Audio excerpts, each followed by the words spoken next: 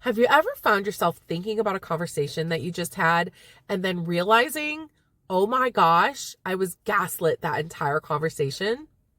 Well, if that's you and you've had that experience before, that's what we're going to be talking about today on Boldly Driven Conversations with Bree. Join me. All right. So I don't know about you, but as someone who identifies as like a recovering people pleaser, I have found myself in a lot of conversations lately where I get completely gaslit into people pleasing and or looking for approval or just not saying anything. And then after the conversation, I'm like, oh my gosh, I was completely gaslit like this by this person. And I did not respond in the way I should have responded, to stand up for myself or, not people please or just, how to respond, how to know how to shut down that gaslighting. So I was thinking about this and, I saw this video that this guy did, and I cannot think of his name, about gaslighting and how to respond to like a narcissistic gaslighter. And so I thought that this information was really good. So I think that this information goes for not just like a narcissist. I think this is how we can respond to gaslighting in general. And I have actually used it now a couple times when I've been in a conversation where there is gaslighting and it works. So I want to share it with you guys because I think it's super helpful. So gaslighting, as you know, is when someone tries to make you doubt your experience or make you doubt that the thing that you're saying, or what you have to share is not real or not, reality, right? It's not true. And so they try to gaslight you into their experience. And so the way to shut this down and a way to do this in a way that is kind and can create calmness and peace is through tactical empathy response is what we'll call it. And there's like there's four steps basically to do this. And the first step is to use the mirroring technique, which I've talked about before about mirroring. So the mirroring technique, when someone gaslights you and they say something that they're saying to make you question and or respond or react in a way that is going to get you to do what they want you to do and respond in a certain way, right? They're gaslighting you. The mirroring technique is when you repeat the exact words that they say to you back to them, and you do it as like a question. So if they say, "This is unfair," you go, "It's unfair?" Like it's a question. Your voice goes up at the end. And what this does is this buys you time and this helps you recover your balance. Because what often happens of the reason why someone is gaslighting you is they want to put you off balance so that you are responding in a way or reacting in a way rather that they then can take advantage of, right? This happens a lot, especially with narcissists. But I find as someone who's a recovering people pleaser, people have done this with me all my life. A lot of people, and so many people I think don't even realize that they're gaslighting you, especially as someone who is a people pleaser.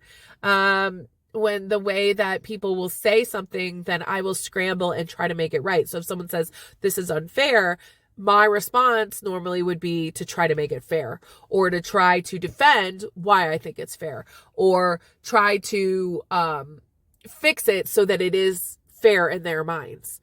And so as a fixer, as someone who people pleases and fixes to people please, this is a tactic that I have noticed that people have used with me for many years, and I'm not letting it do anymore. So we mirror it back and we say the thing that they say back as a question. It just gives you time to recover and kind of think. It buys you time, right? And sometimes they will respond to what you have to say, and this allows you to, again, they'll kind of like gaslight themselves, right? And we have to remember that in this whole thing, the goal is not to win an argument or to win the disagreement or win whatever the conversation. It's about protecting our own psychological safety so that we're not falling into the people pleasing and we're not responding in a way that makes us then walk away from the conversation feeling like, oh, I'm a loser, I'm a people pleaser, like, oh, I did the pattern again. So, and it helps us to stand up for ourselves when we're being gaslit. So the first one is using the mirror technique, repeating back to them the question. And then the second thing that we do is we validate, basically. We like label it or validate it, that what they're saying. And you could do this by saying something like, it seems like you have a reason for saying or feeling this. You know, if they say this is unfair and you say it's unfair, and then you validate, it seems like you have a reason for saying this.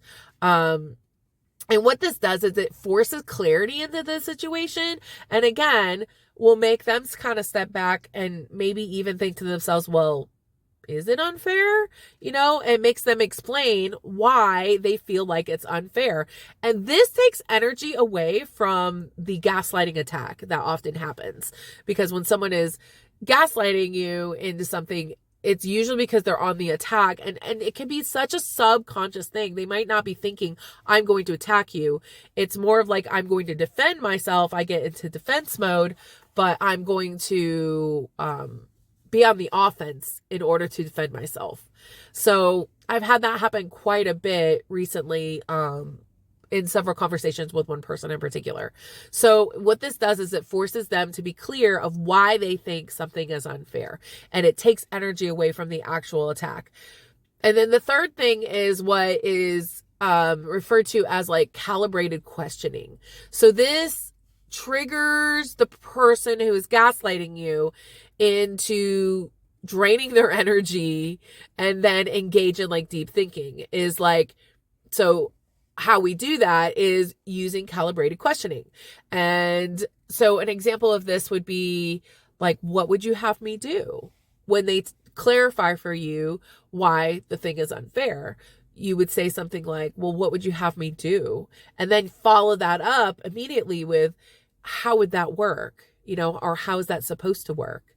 And it's all, so much of this communication is about remaining calm and gentle, curious, you know, not like, well, how am I supposed to do that?